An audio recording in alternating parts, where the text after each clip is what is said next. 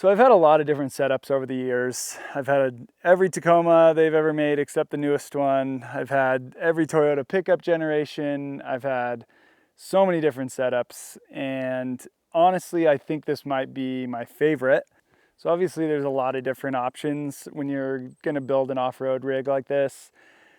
This kind of made the most sense to me. I've owned 7.3s in the past. You know, my dad had a 7.3 when I was growing up, so I kind of have like a understanding of how they should run and how they work and etc. like that. So the coolest thing about this truck, I think, is the fact that it's a 3/4 ton super cab short bed. So Ford only actually offered these trucks for late 96 and 97, and that's why they're pretty hard to come by.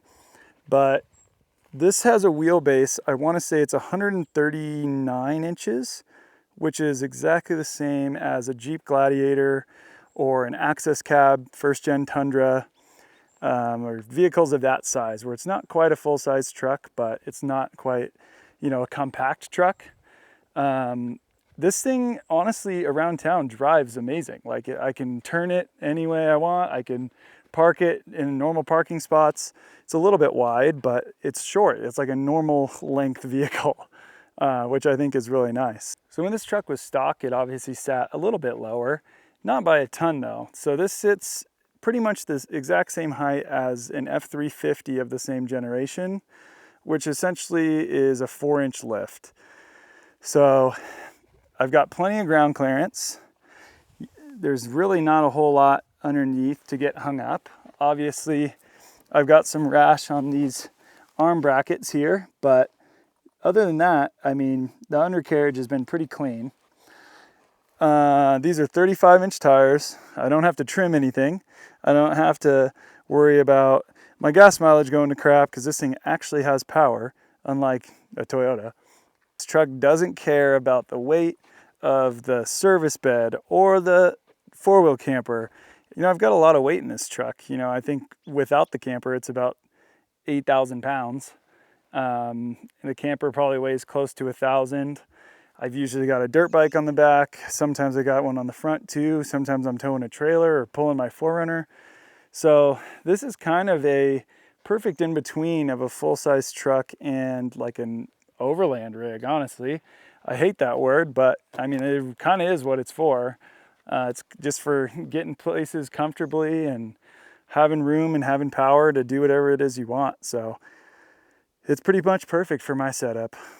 So obviously the biggest issue with these camping setups is that you start running out of room.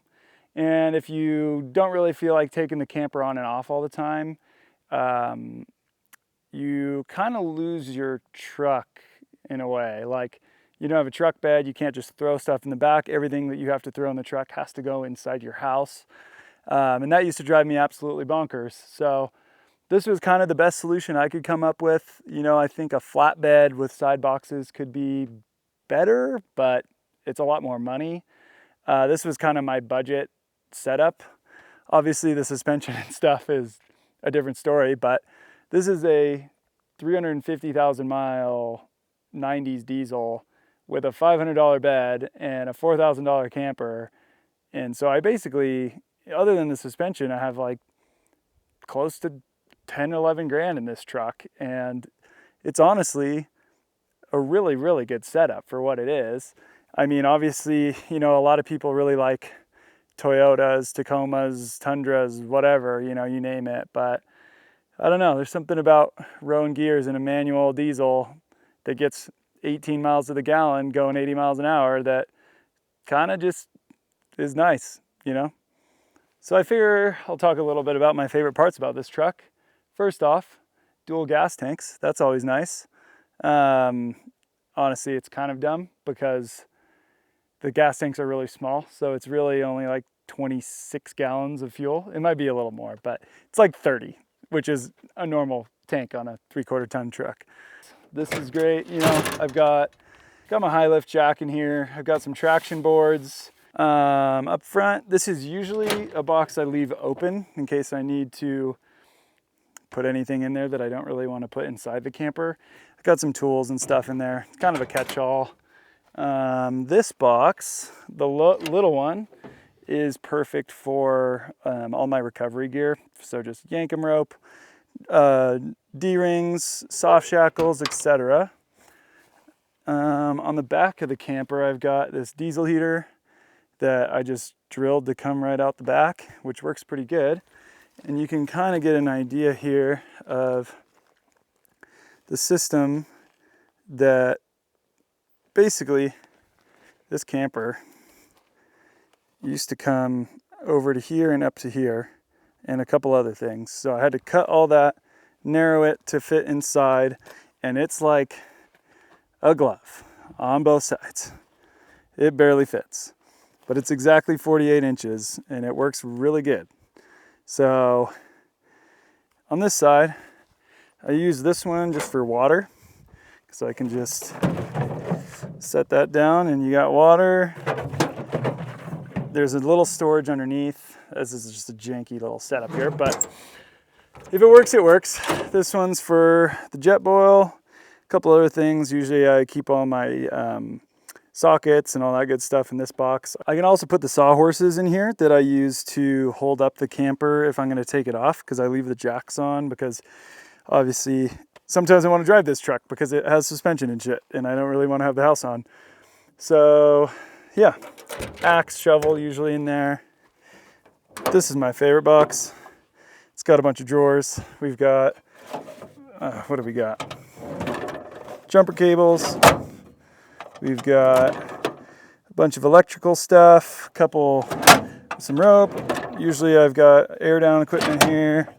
Let's see, this box has some hose clamps, a few different O-rings, pipe fittings, and that's an ARB compressor that's not wired.